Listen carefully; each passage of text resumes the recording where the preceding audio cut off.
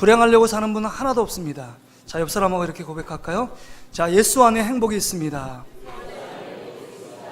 진짜 예수 안에 행복이 있습니다. 다시 한번, 자, 옆에 사람은 다시 한번 고백합시다. 예수님만 바라봅시다. 할렐루야. 오늘 사도 바울이 본문의 말씀을 통해서 우리 벌이라는 제목으로 함께 사도 바울이 우리에게 주시는 하나님의 말씀을 같이 나누길 원합니다. 먼저 사도 바울이라는 사람을 먼저 이해해야 합니다. 오늘 4절부터 6절까지 보면 육신적인 사도 바울의 모습이 그 안에 담겨져 있습니다. 크게 사도 바울을 세 부분으로 나눌 수 있는데 그의 가문입니다. 가문은 어떠냐? 여러분, 나면서 이 사도 바울의 가문은 부유했는지 로마 시민권이 있었어요. 어떤 사람은 돈으로 사야 되는데 나면서 로마 시민권을 받을 수 있을 정도로 출중한 가문 중에 사도 바울이 태어났습니다. 5, 60년대, 70년대만 해도 여러분 미국 시민권자들은 여러 가지 특권을 누릴 수 있었잖아요. 근데 그거와 비교할 수 없이 그 당시에 천할호령하던 로마 시민권자는 여러분 모든 나라를 프리패스할 수 있는 그런 어떤 능력과 특권이 있었습니다. 그래서 마지막에 보면 여러분 그 총독 앞에서 나를 함부로 때리고 가두는 것은 이 로마 시민권자의 합당한 행동이 아니다. 그렇게 얘기하면서 나는 로마 황제인 가이사 앞에 서고 싶다. 나는 로마 시민권자다. 라고 얘기하면서 로마로 압송된 사건을 여러분 알고 있습니다. 그럴 정도로 로마의 시민권을 갖고 있는 출중한 가문에서 태어난 자가 사도 바울입니다. 두 번째, 이 사도 바울의 배경은 그의 배움, 그의 지식이 대단했습니다. 가말리엘의 문화생으로 여러분 자랐습니다. 가장 존경받고 가장 훌륭한 선생 밑에서 배운 수재 중에 수재가 사도 바울입니다. 헬라어 히브리에 능통했습니다. 당대의 최고의 지성인으로서 모든 사람에게 존경과 인정을 받던 사람이 사도 바울이라는 인물입니다. 대단한 학식을 가졌어요. 뿐만 아닙니다. 종교 중에 열심은 어떻습니까? 율법으로는 흠이 없고요, 바리새인 중에 바리새인고 베냐민 집하고 그 다음에 율법을 잘 지키고 열심을 내어서 예수 그리스도를 믿는 자를 이단으로 생각해서 그들을 죽이고 옥에 가두는 일을 열심으로 감당했습니다.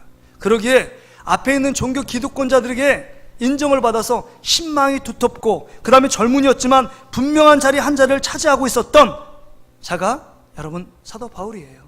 그 당시는 종교사회입니다. 종교사회에서 가장 인정받고 그 다음에 한 자리를 차지할 수 있을 정도로 그 종교적인 스펙이 대단했던 인물이 사도 바울이에요. 여러분, 가문 출중하지요. 그 다음에 배움 출중하지요. 그 다음에 어떤 종교적 열심 스펙도 뛰어나지요. 이건 여러분 현대를 살아가는 사람들에게 가장 필요한 필수 요건들입니다. 그런데 이런 배경을 갖고 있는 사도 바울이 뜻밖의 충격적인 고백을 합니다. 놀라운 고백을 해요. 여러분 7절 8절의 말씀을 보세요. 여러분 이게 사도 바울 입장에 보면 우리가 생각하면 바보 같은 고백을 합니다. 7절 8절이요. 우리 같이 한번 읽어볼까요? 시작. 그러나 무엇이든지 내게 유익한 것은 내가 그리스도를 위하여 다 해로 여길 뿐더러 또한 모든 것을 해로 여김은 내 주 그리스도 예수를 아는 지식이 가장 고상하기 때문이라.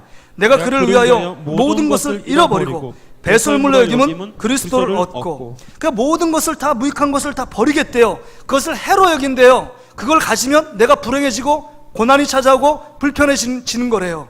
그래서 이 모든 가문, 배움, 지식, 그 다음에 모든 스펙들 다 헌신자까지 버리는데 조금 더 버리는 게 아니라 배설물처럼 버린대요. 여러분 화장실 가서 볼일 보고 그것이 아까워서 일주일 동안 꽁꽁 싸매어서 이거 버리면 안 되는데 이렇게 여러분 집안에 쌓아두는 분이 있어요? 없잖아요. 우린 가감없이 배설물을 버립니다. 버리는 것처럼 지금 이 모든 것을 다 버린다는 충격적인 고백을 하고 있어요. 현대를 살아가는 우리들이 이 세 가지 중에 한 가지라도 있어야 여러분 잘 나가는 사람, 인정받는 사람, 성공하는 사람 아닙니까? 한번 좀 더 생각해 보세요. 여러분 가문이 중요하더라고요. 우리 청년들 왜 금수저 흑수저 얘기하는지 아십니까? 아무리 내가 열심히 해도 흑수저에 불과한다는 거예요. 신분 상승은 꿈에도 못 꾼다는 겁니다. 웬만큼 공부해서, 웬만큼 부를 축적해서, 웬만큼 배경을 가져도 여러분 금수저들, 날고 기는 금수저들 앞에서 아무것도 아닙니다. 그러니까 삶의 시도조차 안 하고 나는 흑수저다, 나는 흑수저에 불과해, 어머니 아버니 나를 왜 흙수저로 낳으셨습니까? 이렇게 고백하는 거 아닙니까? 요즘 초등학교 한 3학년 정도만 돼도 부모님이 돈이 있는지 돈이 없는지를 여러분 피부로 탁 체득한대요. 그래서 돈 있는 가정은 나 돈 그냥 있으니까 어차피 이 돈이 있으니까 돈 갖고 사는 거니까 공부 열심히 안 해도 나는 먹고 살 수 있어. 이거를 본능적으로 체득한대요. 근데 딱 보니까 부모님이 돈도 없어요. 백도 없어요. 아, 공부라도 해야겠구나. 공부라도 하지 않으면 내 인생 쪽박 나겠구나 생각해서 공부를 한다는 거죠. 이렇게 여러분 생각할 정도로 우리 집은 어떤 가문인가 이 생각을 하게 됩니다. 돈 많은 가문. 여러분 그 이건희 회장 밑에 이재용 부회장, 그 이재용 부회장이 뭐 이렇게 잘났어요. 근데 좋은 가문에 태어나니까 그냥 부회장하고 앞으로 회장 될 거 아닙니까? 부에 대한 세습, 기업에 대한 세습, 이 가문 때문에 그렇습니다.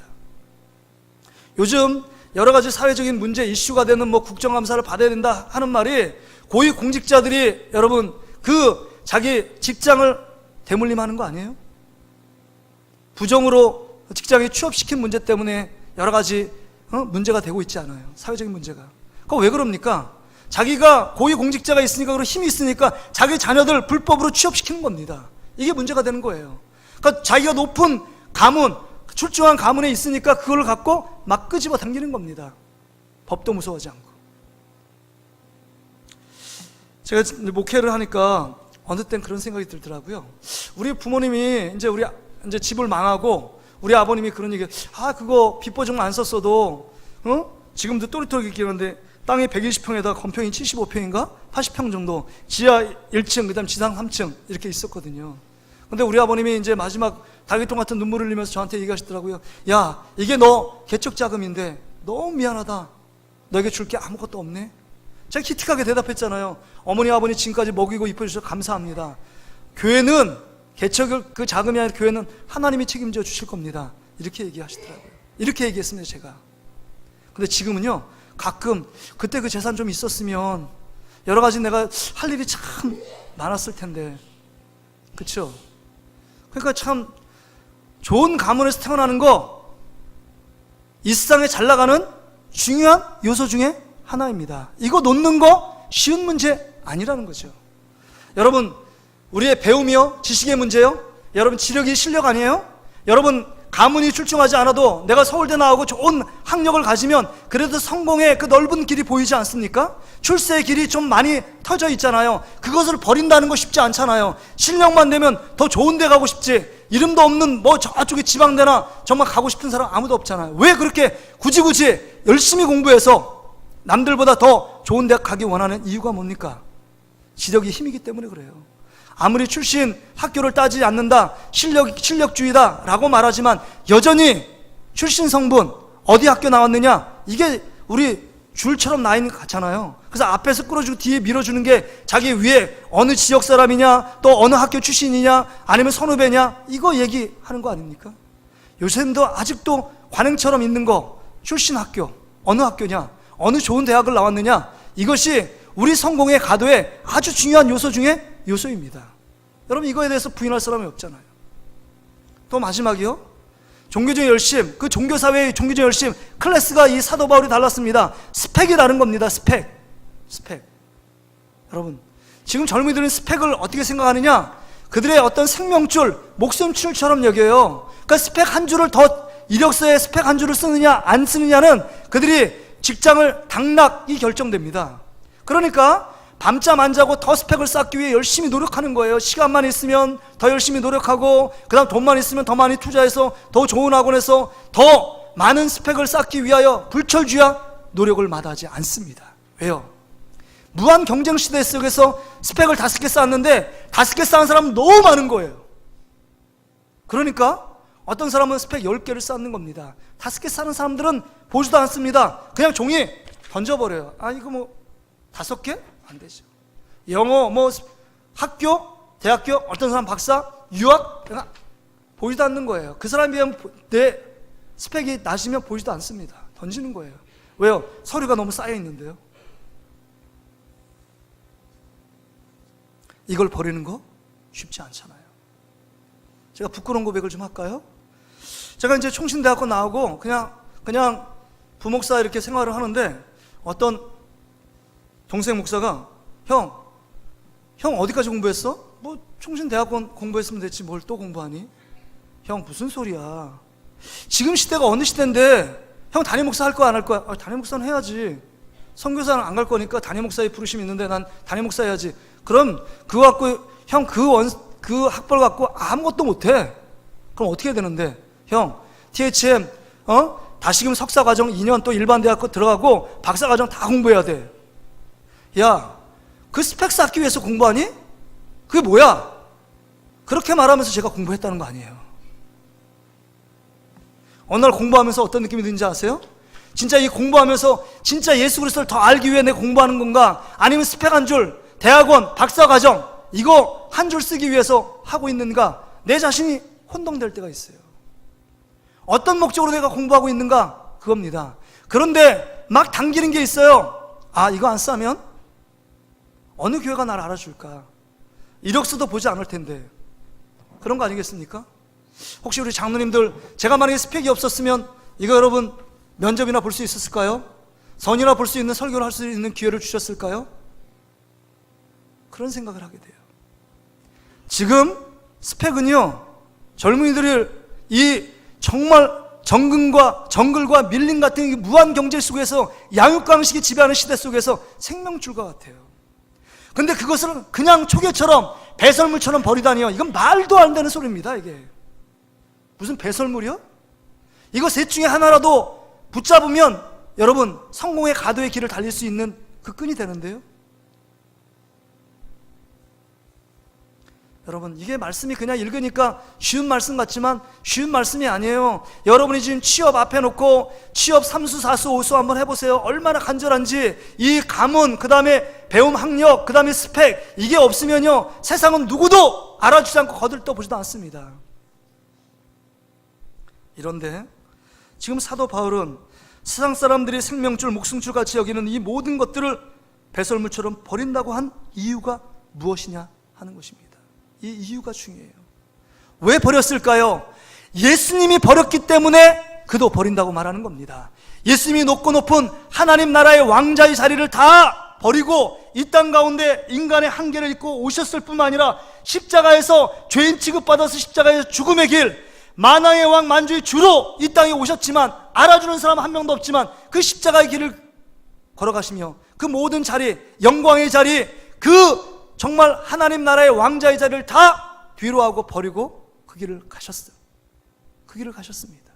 그 길을 따라 사도 바울이 지금 예수님을 닮아서 예수님을 따라가고 있는 것입니다. 왜 그래요? 이 사도 바울이 부활의 예수 그리스도를 만났기 때문입니다. 다메섹 도상에서 예수 그리스도를 믿는 그 이단의 교수들을 다 옥에 가두고 죽이기 위해서 다메섹 도상에서 정말 혈기가 왕성한 그 사도 바울이 갑니다. 사울이라는 인물이 가잖아요. 가는데 부활의 예수님 만나서 왜 사울아 사울아 나를 핍박하느냐라고 말하는 예수 그리스도, 그 핍박하려고 죽였던 예수 그리스도 잔당들을 죽이려고 할 때 부활의 예수 그리스도를 만나고 경험한 것입니다. 그 예수 그리스도를 만나고 경험한 이후에 그 인생이 완전히 바뀝니다. 완전히 바뀌어요. 예수 그리스도를 만날 때, 만나기 이전과 그 붙잡고 있던 그 모든 것들을 내려놓고 예수 그리스도가 만나니까 그 찬란한 빛 가운데 예수 그리스도를 만나니까 인생의 삶의 가치관, 생각, 인생의 목적이 달라져요. 예수를 만나니까 상대적으로 하찮은 것들이 보이기 시작합니다. 여러분 가운데 지금 금과 은똥이 있고 다이아몬드 있어요. 그럼 여러분 뭐 가지겠습니까? 여러분 준다고 생각하면 금 가지겠어요? 은 가지겠어요? 다이아몬드 가지겠습니까? 아니, 보석이 없어서 무슨 얘기인지 모르세요? 금이 비싸요? 은이 비싸요? 다이아몬드가 비싸요? 다이아몬드 한 10캐롤 정도 한번 드려요? 상대적으로 제가 이렇게 가가지고 보니까 은덩이가 너무 많이 쌓였어요. 은을 주머니에 막 넣고 왔어요. 가져갈 만큼 가져가려니까 가져갔어요. 근데 앞에 보니까 금덩이가 있어요. 그럼 은 다 버리고 뭐 해야 돼요? 금 주워서 집어넣어야 될 거 아니에요. 그 앞에 가보니까 뭐가 있어요? 다이아몬드가 있는데요. 금은요 보이지도 않습니다. 은은요 이거는 발로 차야죠. 다이아몬드를 지금 주머니에 넣고 가는 겁니다. 왜요? 상대적 가치가 우월한 걸 발견한 거예요. 마찬가지로 예수 그리스도를 만나고 경험하니까 내 삶에 같이 있던 모든 것들이 비교 가치가 안 되는 하찮은 것들이에요. 진짜 배설보다 못하다고 생각하는 겁니다. 왜? 예수 그리스도의 영광, 예수 그리스도를 만나고 그 예수 그리스도가 동행하고 예수를 통해서 주시는 놀라운 은혜를 경험하다 보니까 예전에 그렇게 중하던 것이 중하지 않아요. 그렇게 붙잡기를 원해서 이거 붙잡지 않으면 죽겠다고 생각했던 것들이 아무것도 아닌 것이 됩니다. 여러분, 제가 말씀드렸죠? 여러분, 찬란한 태양빛을 본 사람, 경험한 사람은요, 여러분, 촛불에 연연하지 않아요. 촛불 너무 귀하다 그러면 촛불 막 싸고 이렇지 않는다고요. 찬란한 태양의 그 찬란한 빛을 경험한 사람은요, 촛불에 연연하지 않아요. 여러분, 그 농부가 밭일을 하다가 그 밭에 감춘 보화를 발견한 사람은요, 그 가치를 발견하고요, 그 옆에 갔는데 왜 오늘 돈 벌어오지 않냐고 아내가 막 바가지를 긁어요. 애들이 눈깔 사탕 사달라고 왜 용돈 많이 안 주냐고 막 아버지한테 뭐라고 얘기해요. 그런 거 들리지도 않습니다. 얼굴이 너무 환한 거예요. 너무 기쁨이 있어요. 뭘 발견했는데요? 밭에 감춘 보화가 있거든요. 이거 다 팔아가지고 그 밭을 사면 그 모든 보화가, 인생 노후를 책임질 수 있는 모든 보화가 있거든요. 이걸 얘기하고 있는 겁니다. 사도 바울이 예전에는 육신적으로 이 모든 것을 붙잡아야 내 스펙을 붙잡고 내 종교적 열심 가운데 살아가는 것이 진짜 성공의 삶이라고 생각했는데 부활의 예수 만나니까 아무것도 아닌 거예요. 너무 귀한 예수 그리스도를 만나서 인생의 참된 목적과 가치를 알았어요. 인생의 진정한 행복이 무엇인지를 깨달은 겁니다. 그래서 주님과 동행하고 주님을 바라보고 주님을 붙잡고 내가 붙잡힌 바 된 것을 위하여 달려간다라고 말하는 그 고백, 예수로 채우기 위하여 몸부림치는 이 사도 바울의 삶을 보세요. 오늘 왜 자기가 모든 가문, 그 다음 배움, 모든 스펙을 내려놓는다고 말할까요? 왜 배설물처럼 내립니까? 그 안에 얻는 것이 있기 때문입니다. 금은보화를 내려놓은 것처럼 예수를 채우지 않으면 내 삶에 다른 가치가 없는 것을 깨달은 거예요. 그래서 8절에 보세요. 또한 모든 것을 애로 여김은 내 주 그리스도 예수를 아는 지식이 가장 고상하기 때문이라. 내가 그를 위하여 모든 것을 잃어버리고 배설물로 여김은 뭘 얻고요? 그리스도를 얻기 위하여. 그리스도를 얻는 방법, 그리스도, 삶의 우선순위를 두고 그 예수 그리스도가 자신의 삶 가운데 가장 존귀한 분임을 깨달았기 때문에 그 안에서, 9절 보세요. 그 안에서 발견되려 함이니 내가 가진 의는 율법에서 난 것이 아니요 오직 그리스도를 믿음으로 말미암은 것이니 곧 믿음으로 하나님께로부터 난 의라. 예수 그리스도를 믿는 그 하나님께서 은혜로 믿음을 주셔서 이 믿음의 가치를 따라 사는 것이 얼마나 기쁘고 행복한 것인지를 지금 사도 바울이 삶 속에서 체험하고 있는 것입니다. 그래서 사도행전 28장까지 내용에서 다메섹 조상 9장에 대한 예수 그리스도를 만났던 그 찬란한 영광의 순간들을 3번씩이나 간증합니다. 내가 부활의 예수 그리스도, 삶의 의미 없이 살아갔던 내 인생 가운데 예수 그리스도가 나를 만나주셔서 그 인생 가운데 바뀌었다고 고백하며 내가 버릴 것을 버리고 얻을 예수 그리스도를 얻기 위하여 나가 지금 몸부림친다. 이 모든 것을 버려도 나는 예수 그리스도 한 분만으로 만족한다. 이렇게 고백하는 겁니다. 여러분, 다윗이 그렇게 고백하잖아요. 다윗은 여호와는 나의 목자신 내게 부족함이 없다라고 말하잖아요. 여호와 한 분만을 얻었기 때문에 내 인생에 부족함이 없다고 말합니다. 왜 다윗이 부족함이 없어요? 부족함이 많은 사람입니다. 이새의 아들 중에 몇째 아들이에요? 8번째 아들입니다. 사무엘이 왕의 면접을 보러 왔는데 그 7번째 형까지는 면접관 앞에서 면접을 봐요. 면접을 볼 수 없을 정도로 말째 취급당했어요. 그 형제들에게, 그 아버지에게 외면당했던 인물이 다윗입니다. 뿐만이 아니에요. 골리앗을 죽여서 민족의 영웅이 되는가 싶었는데 사울 때문에 10년 동안 쫓기는 신세가 됩니다. 유랑하고 방랑해요. 편히 하루도 잠을 이루지 못하는 정말 부족함의 인생, 고단한 인생, 피곤한 인생을 살았습니다. 피곤한 인생을 살았어요. 인생의 밑바닥도 경험합니다. 정말 늘 사울이 특공대를 파송해서 막 죽이니까 이 이스라엘 땅에 숨을 곳이 없어요. 그래서 블레셋 가서 피신합니다. 그리고 피신한데 전에 골리앗 장수, 여러분 그 블레셋 골리앗 장수를 죽였잖아요. 그것 때문에 의심의 눈초리로 이 다윗을 의심합니다. 그럴 때요, 침을 질질 흘리면서 미친 척합니다. 성한 사람이 미친 척하면서 나는 바보입니다, 나는 경계할 필요가 없습니다 라고 얘기할 정도로 인생의 밑바닥을 다녔던 사람이 그 부족한 인생을 살았던 사람이에요. 그 아들 압살롬이 자기를 죽이려는 인생, 늘 피곤하고 괴롭고 비참하고 삶의 어려움이 늘 따라다녔던 인생이지만 그가 고백하잖아요. 다윗이요, 여호와 한 분만을 만나니까 내 인생에 부족함이 없다라고 믿음 가운데 고백하는 것처럼 이 사도 바울도 마찬가지입니다. 예수 그리스도 한 분만 얻으니까 그 모든 것들, 버린 모든 것들 하나님의 새로운 더 큰 축복으로 하나님께서 허락하셨다라고 말씀하는 겁니다. 여러분 가운데 예수 그리스도를 얻기 위하여 버린 것이 무엇입니까? 예수 그리스도를 얻기 위하여 버린 것이 무엇입니까? 너무 인생, 우리 신앙이 혼란스럽고 무질서하지 않아요? 버려야 될 것을 버리지 못하고 얻어야 될 것을 버리고 있는 우리의 모습이잖아요. 버려야 될 것을 쥐어 담아서 그거 부, 명예, 권세 이거 점점 예수님도 얻고 그것도 얻어야 산다 얘기하는 겁니다. 이것은 진정한 신앙이 아닙니다. 이건 불신앙이에요. 50%의 순종은 순종이 아니라 불순종인 것처럼 50% 예수님 신뢰하고 50% 세상을 신뢰한다, 이거는 믿음의 사람의 모습이 아닙니다. 그렇기 때문에 신앙의 기쁨이 없고 신앙의 거룩함이 나타나지 않고 우리 삶 속에 하나님의 살아계심이 나타나지 않는 이유는 예수를 안 믿기 때문이 아닙니다. 세상을 너무 사랑도 아니에요. 이 두 가지를 혼합스럽게 붙잡고 있기 때문입니다. 여러분, 얻을 것만 얻고 내려놓을 거 내려놓으면 주님이 이 모든 것을 책임져 주신다는데 이 삶의 우선순위가 뒤바뀌기 때문입니다. 여러분, 누가복음 19장에 보면 삭개오라는 인물이 나와요. 삭개오의 인생은 돈이 인생의 목적이었습니다. 그래서 세리장으로서 돈을 엄청 많이 벌었습니다. 벌을 만큼 벌었는데 삶에 외로움이, 고독이 찾아요. 내 주위에 아무것도 없는 것 같아요. 근데 어느 날 예수님이 여리고성에 찾아온다는 소리를 들어요.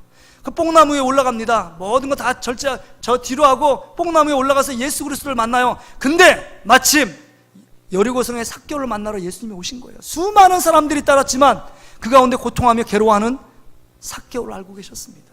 그러면서 네 집에 내가 유하겠다. 예수의 말씀을 듣습니다. 예수의 말씀을 듣고 예수님을 경험하고 만난 거예요. 사도 바울이 다메섹 두상에서 부활의 예수를 만나는 것처럼 만났습니다. 그 삶이 변했어요. 예전엔 돈이 삶의 목적이었습니다. 이걸 붙들지 않으면 삶의 의미가 없고 가치가 없고 행복이 떠나가는 줄 알았습니다. 그런데 그가 고백하기를 내 인생의, 내 재산의 절반을 가난한 자를 위해서 다 나눠줄 것이고 내가 다른 사람에게 토색, 다른 사람에게 불법으로 뺏은 일이 있으면 그걸 4배나 갚겠습니다. 여러분, 돈을 목적으로 사는 사람은 이렇게 살면 안 돼요. 10원 한 장 여러분 그냥 낭비하는 거, 여러분 못 견디는 사람이 여러분 구두쇠 같은 사람 아니에요? 돈이 목적으로 사는 사람 아니에요? 근데 돈이 목적이 아니라 예수 그리스도가 목적이 되니까 예수 그리스도를 얻었기 때문에 이 모든 것은 내가 버리고 정말 예수님이 원하시는 하나님을 사랑하고 이웃을 사랑하는 마음으로 모든 것을 나눠주겠다라고 고백하잖아요. 버릴 걸 버리고 얻었던 삭개오의 삶이 우리 모습에 큰 도전과 자극을 줍니다. 중세의 성자로 알려진 성 어거스틴의 참회록을 보면요, 제가 참회록을 보면서 조그만 책자인데 되게 큰 은혜를 받았어요. 그게 여러분 17살 때부터 이 어거스틴이요 방탕한 삶을 살았습니다. 아주 성적으로 문란한 삶을 살았어요. 영적으로도 만이교 여러분 이단에 빠져가지고요 그 이단의 잘못된 교리를 따라갔던 사람이 어거스틴입니다. 그 어머니 모니카가 늘 눈물로, 자식만 생각하면 눈물밖에 안 나요. 주회전에 가서 눈물로 기도합니다. 우리 자식 좀 살려달라고, 이 자식 좀 회심하고 예수 그리스도를 믿는 자녀가 되게 해달라고 기도를 합니다. 어느 날은 창녀하고 또 사랑을 빠졌는데 또 애를 낳습니다. 애를 낳아요. 결혼도 하는데 애를 낳아요. 그 다음에 성적인 쾌락에 빠져서 계속 살아가는 이 어거스틴의 모습, 미래가 없는 모습을 보면서 모니카는 눈물로 기도합니다. 하나님 좀 돌이켜달라고. 그런데 어느 날이었습니다. 하나님께서 이 어거스틴, 이 어머니 모니카의 기도를 들으시고 정원을 걷다가 갑자기 주님의 말씀이 임하는 거예요. 무화과 나무 밑에서 무릎을 꿇습니다. 주님이 뭐라고 말씀하시냐, 이렇게 말씀해요. 야, 이제 너의 과거를 청산하고 내게로 돌아오라. 너의 과거를 청산하고 내게 돌아오라. 이렇게 말씀해요.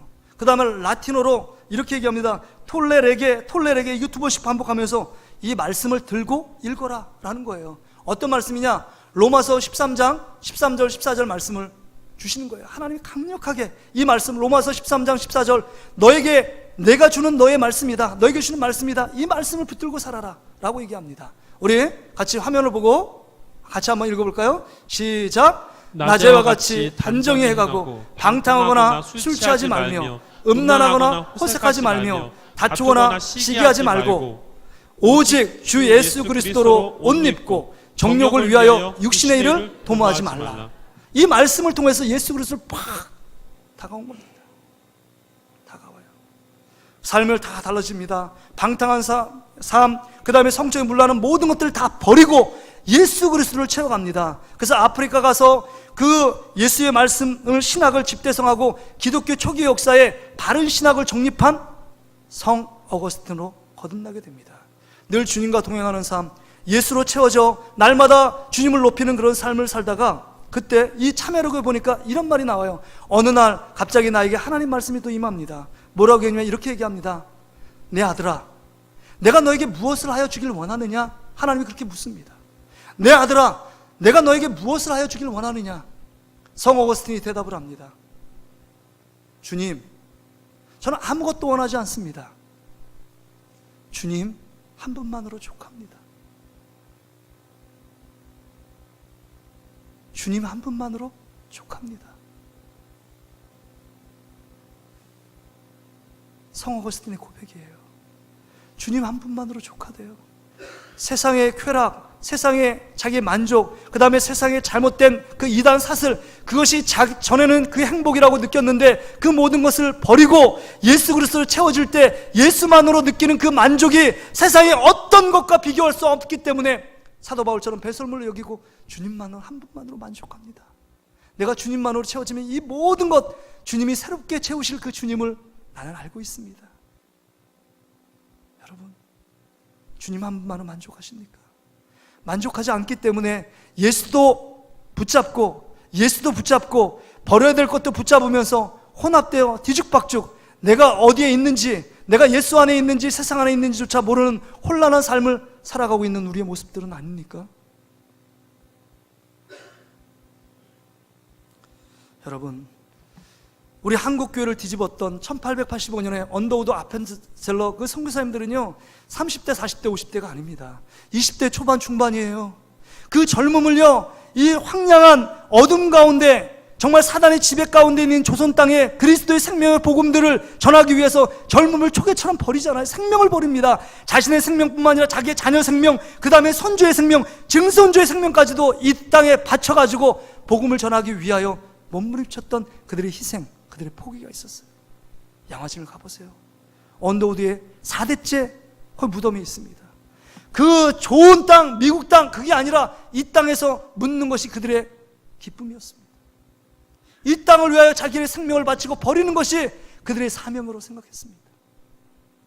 예수 그리스도, 그분이 드러나는 일이라면 나의 생명도 조금 더 귀한 것으로 여기지 않는 사도 바울의 마음이 우리 선교사들의 마음이었습니다. 그 터 위에 우리가 열매 맺어서 지금 이렇게 예배를 드리고 있는 것입니다. 에릭 리들이라는 유명한 육상 선수가 있습니다. 파리 올림픽이었습니다. 여러분, 이 100m 선수였는데 이 에릭 리들은 쉽게 말하면 모든 사람이 이 100m만 출전하면 금메달은 따놓은 당상이라고 생각을 했습니다. 가장 기록이 좋아요. 가장 많이 우승했습니다. 그러면 이거는 올림픽에서 금메달 따는 겁니다. 여러분, 금메달을 따면 그 인생이 펴지는 거 아닙니까? 민족의 영웅이 되고 노후 생활 모든 게 다 보장돼요. 그런데 충격적으로 고백합니다. 사도 바울처럼 얘기합니다. 충격이에요. 놀라운 고백이 뭐냐면 나 100m의 결승전에 출전하지 않겠습니다. 청천벽력 같은 말을 합니다. 왜 출전하지 않습니까? 그날이 주일이기 때문입니다. 나는 주일날 주님을 예배하기 위하여 이 땅에 존재하는 자지, 달리기 위해서 금메달 따기 위해서 내가 태어난 사람이 아닙니다. 나는 하나님의 영광을 위해 달리지 금메달을 목적으로 달리는 사람이 아닙니다. 금메달을 버립니다. 그래서 이것을, 이 에릭 리드를 설득시키기 위해서, 100m를 출전시키기 위해서 거기에 올림픽 위원장이 설득을 합니다. 안 돼요. 듣지도 않습니다. 그래서 그 영국의 왕자가 직접 가서 에릭 리드를 설득합니다. 당신 이거 해야 된다. 잘못하면 민족의 영웅이 아니라 역적이 될 수 있다. 모든 사람이 너를 비난하고 책망할 거다. 정죄할 거다. 저는 괜찮습니다. 저는 괜찮습니다. 주일날은 하나님을 예배하는 날입니다. 그렇게 해요. 그래서 100m 따놓은 당사인 금메달을 따지 못합니다.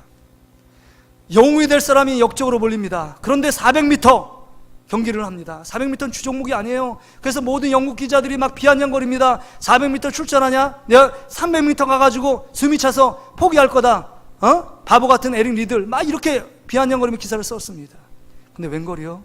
400m 출전했는데 거기서 금메달을 땁니다. 그러면서 유명한 말이 있잖아요. 나는 하나님의 영광을 위해 달린다는 겁니다. 금메달을 목적을 위해서 달리는 게 아니라 금메달을 버리고 포기할지라도 우리 하나님을 드러내겠다, 예수 그리스도를 드러내겠다라고 그가 생각한 것입니다. 할렐루야. 그리고 나서 선교사로 자원합니다. 에릭 리들이라는 사람이에요.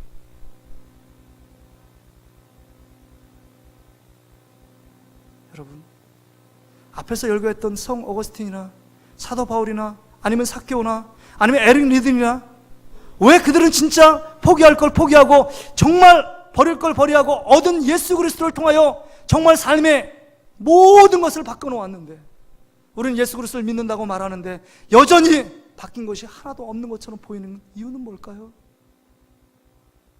왜 우리는 삶이 바뀌지 않을까요? 오랜 시간 신앙생활 오래 했고 하나님 앞에 헌신하고 봉사도 많이 했는데 왜 우리는 바뀌지 않는 것입니까? 반대로 살기 때문입니다. 버릴 걸 붙잡고 얻어야 될 걸 버리기 있기 때문입니다. 나의 영광과 나의 목적을 위해서는 예수님도 버리고 있는 우리의 모습들 아닙니까? 예수님이 버리라고 말하는 거 끝까지 붙잡고 있기 때문에 혼란스럽고 뒤죽박죽돼요. 내가 예수 안에 있는지 내가 예수 밖에 있는지 알지 못하는 우리의 삶, 그러면서도 내가 예수님을 잘 믿고 있고 내가 예수님의 사람이라고 생각하고 있는 우리의 오만과 우리의 오해와 우리의 착각들이 있지는 않은지를 돌아봐야 합니다. 라오디게 교회 성도들이 얘기하잖아요. 나는 부유하고 부자라, 난 믿음이 너무 좋다, 그래서 하나님이 놀라운 축복을 허락해 주셔서 이렇게 잘 살게 된 거다 라고 얘기하는데, 예수님 뭐라고 얘기하죠? 너 잘 살게 된 거 누구 때문이니? 나 네 문 밖에 서서 지금 나를 문 밖에 세워놓고 예수 없이 사는데 네가 잘 됐다고 고백하는 거 너희들 가짜다 라고 얘기하는 거야. 회개하라. 뜨뜻미지근한 자 내가 토해버리겠다. 하나님도 섬기는 것도 아니고 세상에 속한 것도 아니고 뜨뜻미지근한 너의 모습 내가 토해버리겠다라는 얘기하는 거야. 우리의 모습이 어떤지를 돌아봐야 합니다. 너무 혼란스럽지 않아요? 하나님도 섬기고 세상도 사랑하는 우리의 모습이에요. 요한일서의 말씀에 사도 요한이 얘기합니다. 세상을 사랑하면 하나님의 사랑이 그 안에 있지 않다고 했습니다. 세상을 미워할 때 우리 주님의 사랑이 그 안에 담겨져 있다고 말씀합니다. 두 주인을 섬길 수 없는 것입니다. 우리의 마음이 갈리면 그건 불신앙적인 모습입니다. 하나님도 섬기고 세상도 섬기는 거, 그건 있을 수 없는 거예요. 이론만 그렇지 세상을 사랑하는 것입니다.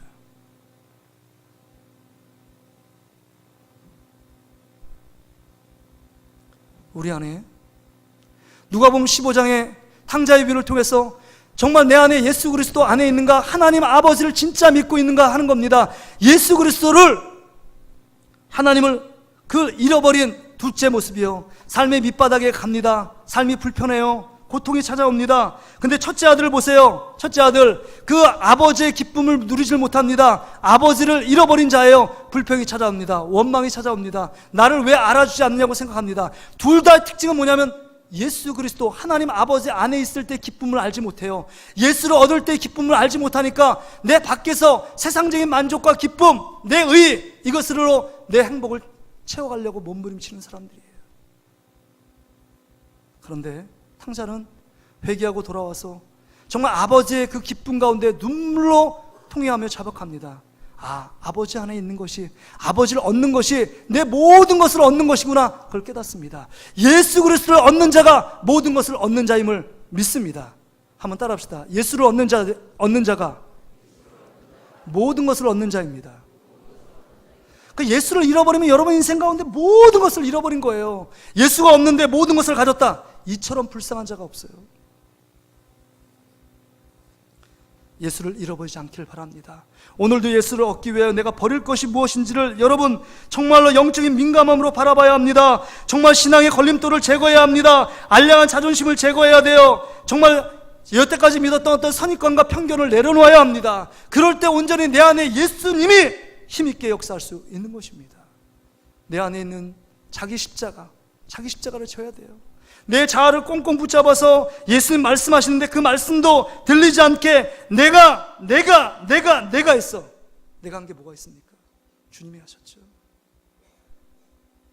지금까지 여러분 습관까지 형성한 거, 여러분이 해온 거 여러분이 해온 거, 여러분의 삶, 이 모든 것이 어떻게 보면 하나님의 은혜인데 하나님의 은혜로 되어진 중에 잘못된 모든 것들을 제거하고 불순물을 제거하라고 말씀하시는 겁니다. 제거할 거 버리지 않으면 우리 안에 예수 그리스도가 드러나지 않아요. 우리의 마음을 주님께 드리지 않으면 우리의 마음을 주님께 드리라고 말하는 것입니다. 우리의 마음을 주님께 향하라는 것입니다. 주님을 바라보라는 것입니다. 주님을 붙잡으라는 것입니다. 주님을 생각하라는 것입니다. 주님을 마음에 모시라는 겁니다. 여러분 마음에 무엇이 채워져 있습니까?